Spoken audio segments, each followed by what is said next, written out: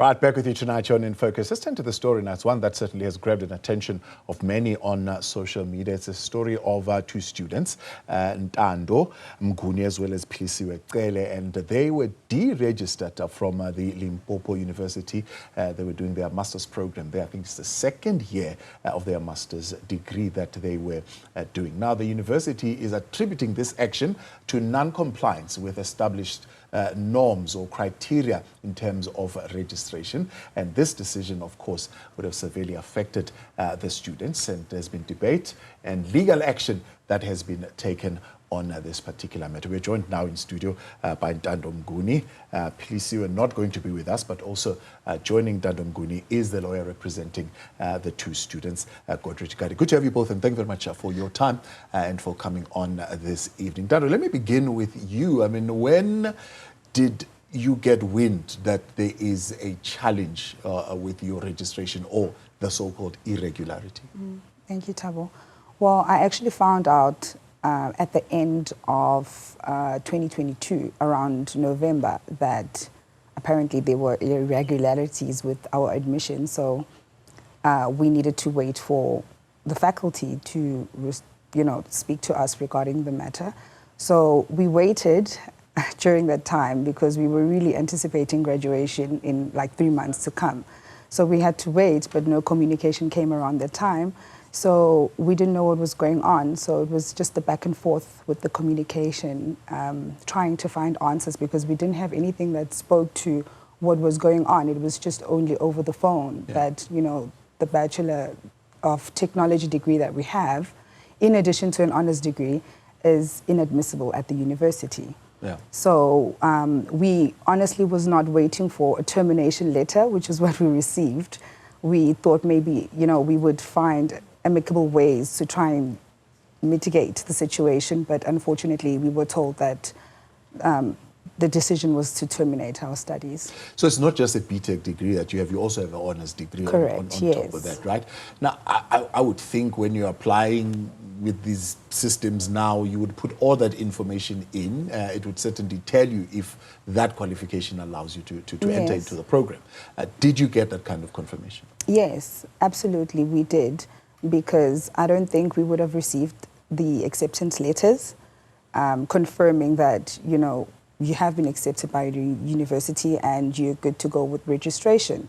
So we registered for the first year, which was 2021, and then we registered again in 2022 to, complete the program. So upon completion, that's when this whole challenge rose about, that we were actually admitted by mistake. Historically, are you the only students ever in the history of the university who would have had this kind of challenge? No, actually, it's not only me that was deregistered, like you said, Philisiwe, Cele also. There's many other students as well that have experienced such, that reached out after the article has surfaced. So a lot of students have come out to say, hey, this happened to me as well. And no one really understands as to what is the reason behind this, the Bachelor of Technology degree being inadmissible, like on what grounds, because as far as we know, it is equivalent to a Bachelor of Degree, according to, SAQA. So we were very puzzled, and we still are, so we're just hoping that, we'll find. For information, where did you do your honors degree? I did my honors at the University of KwaZulu-Natal, UKZN, in Durban. And they were absolutely okay with your BTech degree to admit you into the honors program? We didn't have any problems. Yeah. Till today, yeah. Because the understanding is that it is an equivalent of a bachelor's degree. Absolutely, yeah.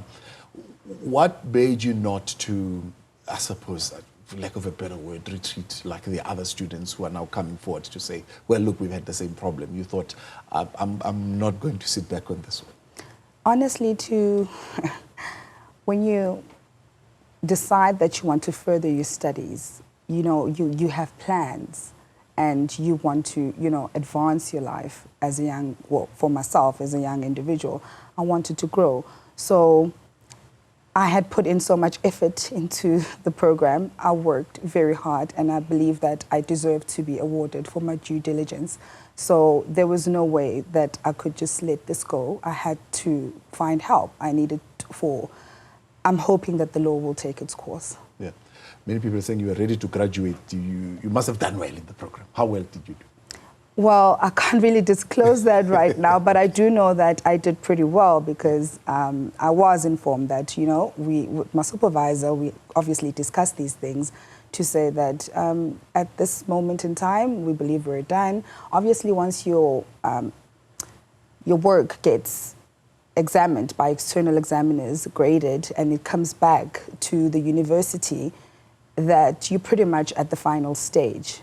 And therefore, I understand that there's more processes that need to take place as to maybe the faculty and the Senate thereafter, but it's pretty much at the final stage once it's graded by external examiners. So that was already done in our case. So we were just awaiting the notification to say, okay, graduation. And that's when we were told no. Yeah. Are you at liberty to take us into confidence as far as financially how this would have set you back? It has actually set me back because at the time when I decided to do my master's degree, I was working in Bloemfontein and I was collecting data in Durban. So I had to travel as well, back and forth, to complete the program. And there's many other aspects that go into, the program that require your financial need to make sure that you do accomplish what you need to do. So financially, yes, not only financially, it was draining, also mentally, physically. There's a lot that goes into completing the program. So, I was Speak to your legal rep in a moment on the legal question, but the contractual jargon that would have been thrown at you is that, well, your registration is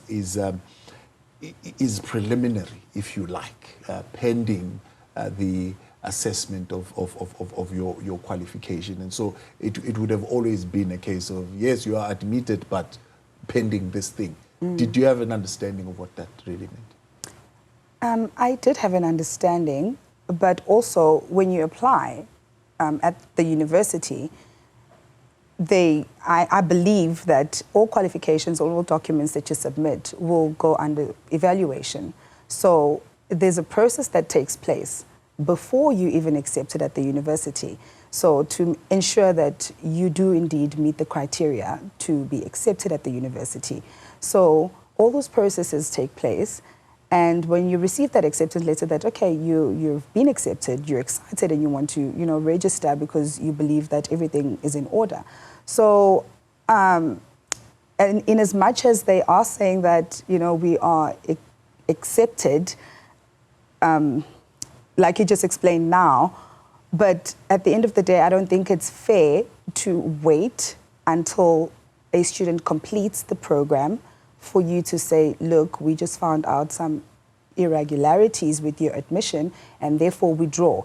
If they had, I believe that was something that they should have done at the beginning, to say you do not qualify to study at this university because you have a BTech degree. I would have taken my studies elsewhere.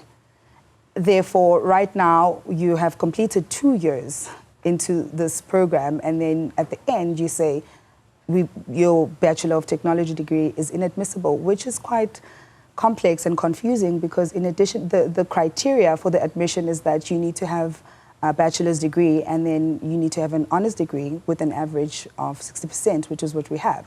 So when the question arises that, but we have an honors degree, and that's the prerequisite according to the academic rules that you have.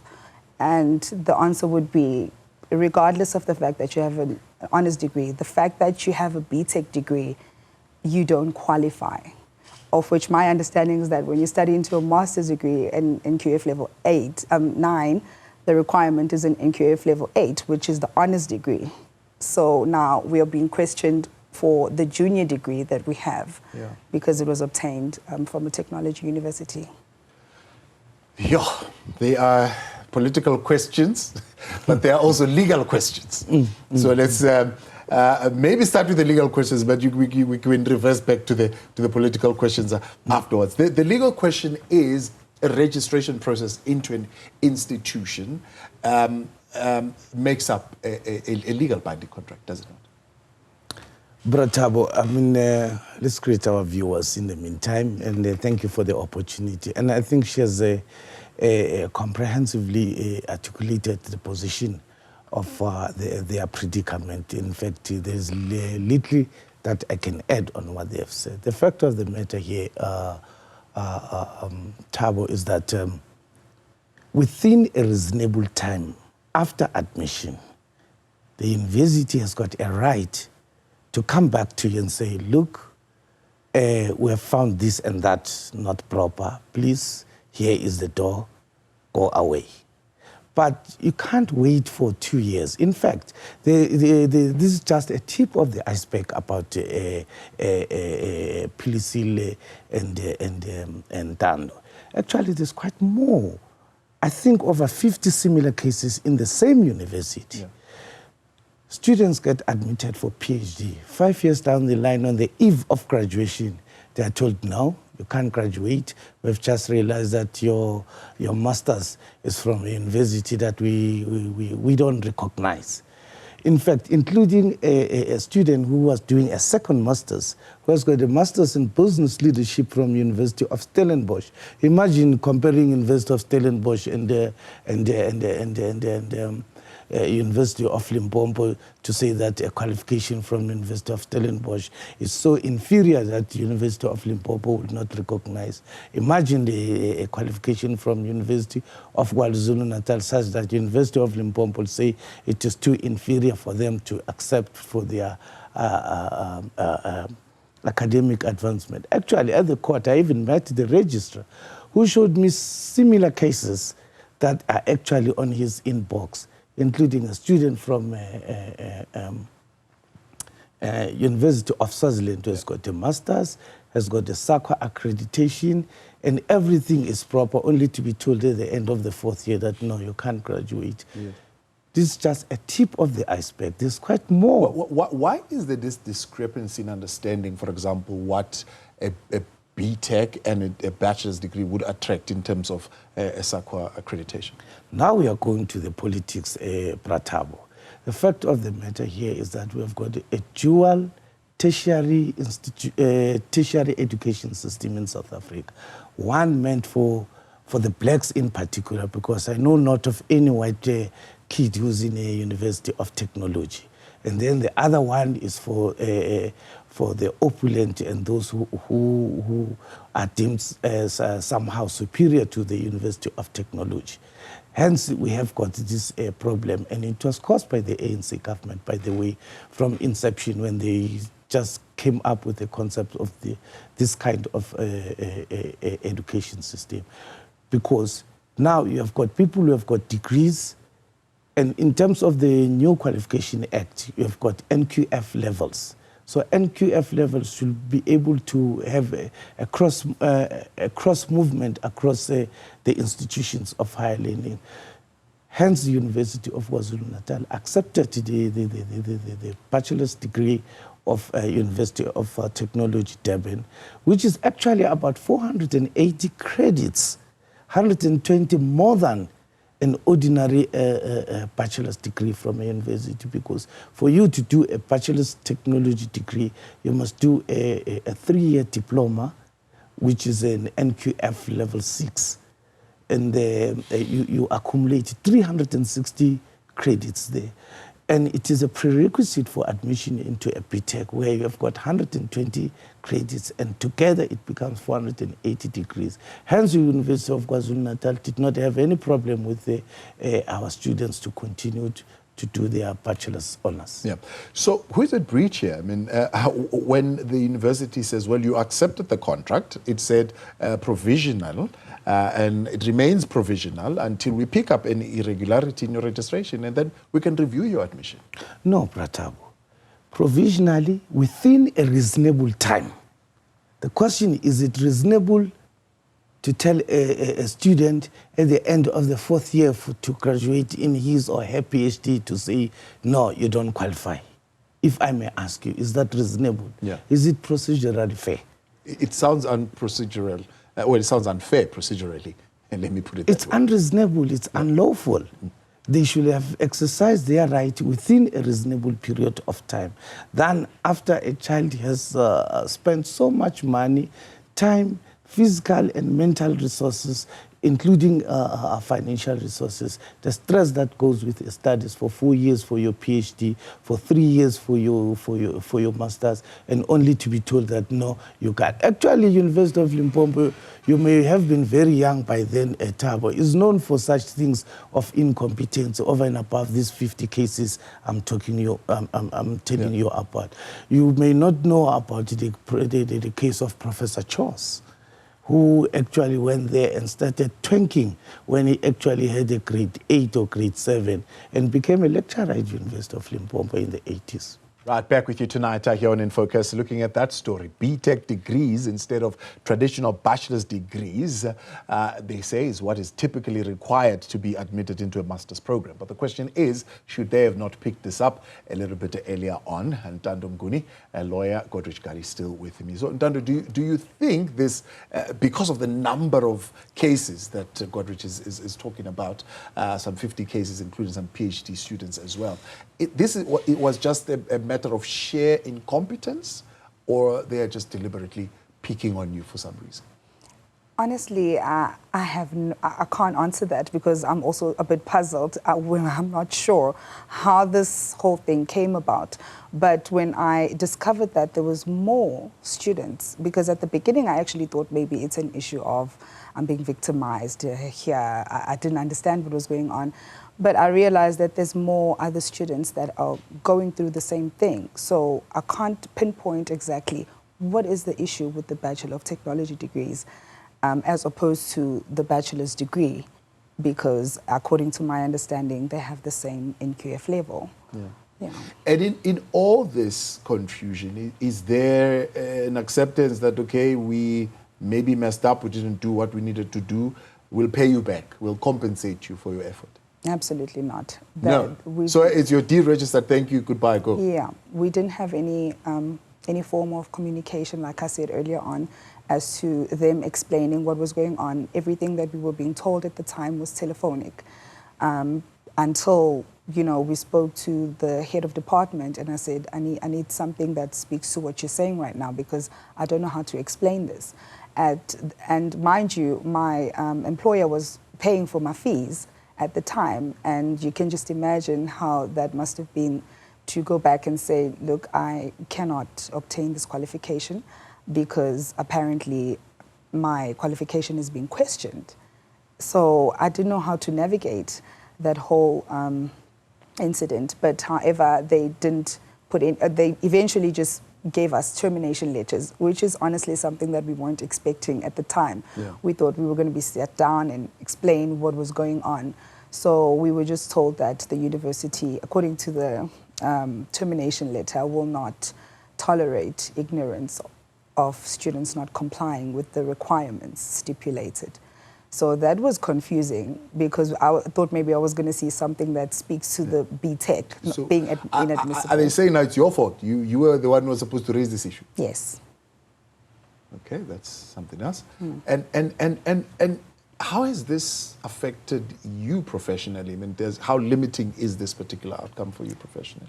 I cannot even put it into words to try and explain how limiting it is, because there are opportunities that come with a master's degree in South Africa. So obviously, when you want to, you know, grow in your career as well, and some opportunities actually come once in maybe a decade or in a couple of years. So if you miss that particular opportunity at that time, you might not get it again. So I have actually missed out on opportunities in terms of promotion, in terms of furthering my study for my PhD, because I think if I was planning to do that as well.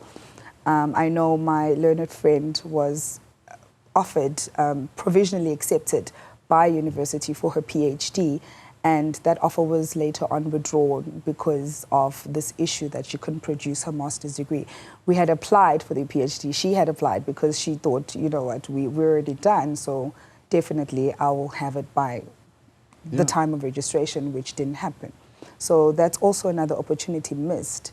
and also looking at the time. You know, we have a time frame of when you want to achieve something in life. So right now, that we're at that position where you're stuck and you don't know whether you're coming or going because of this issue. Yeah. If there was to be an outcome to this, what is your preferred outcome to this process?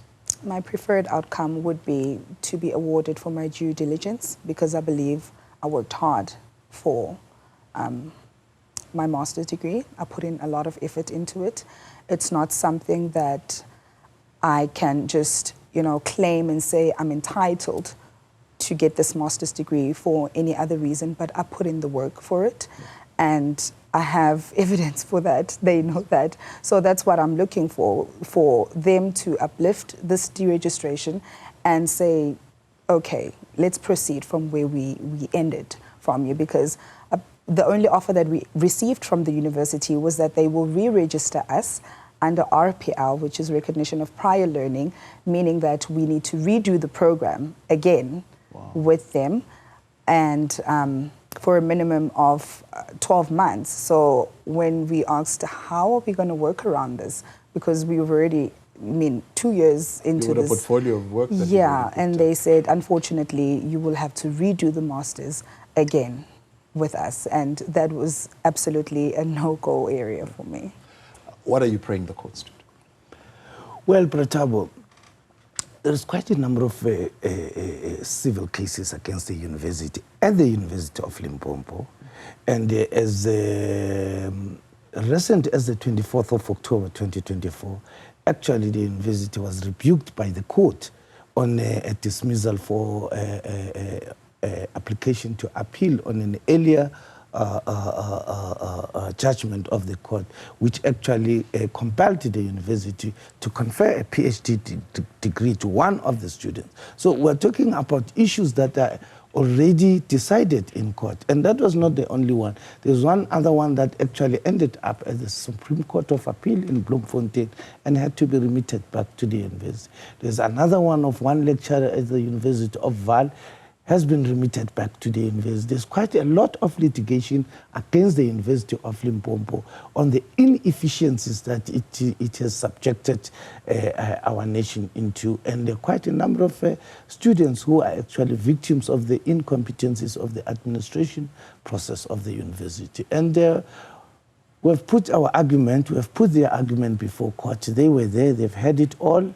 We leave it into the hands of the court. Unfortunately enough, the very same judge who actually dismissed the university on 2 or 3 occasions was actually the same judge who was hearing their matter. So in terms of the state decisis doctrine, the precedent of the court applies horizontally in that court, and it should actually come to fruition. Well, this facts may be different, but they are similar, and it is the same university, which is very incompetent in its admission processes. Final question. Now that I have you on that seat, you can answer it, you cannot answer it, it's all up to you. Your comrade that you served within the officials of the EFF has moved to the MK party, former chairperson, Advocate Limpopo. You were the SG at the time. Were you surprised by the news of his leaving? Brother, I love your tie. It's red, and I think it's a little bit naughty. We didn't come for that here. It is what it is, and I cannot take it any further, my lord. My little friend, I appreciate your time, and thank you very much. Thank you very much. Ntando, I appreciate you coming in. Thank you so much. Thank you. That is Ntando Mnguni and lawyer Godrich Gardee there on that matter that, of course, they are awaiting an outcome in the court of law now for their degree, or their registration at least, to be reinstated so that they can complete their studies and get their qualification. What's making news tonight? Top of the hour. Do stay with us.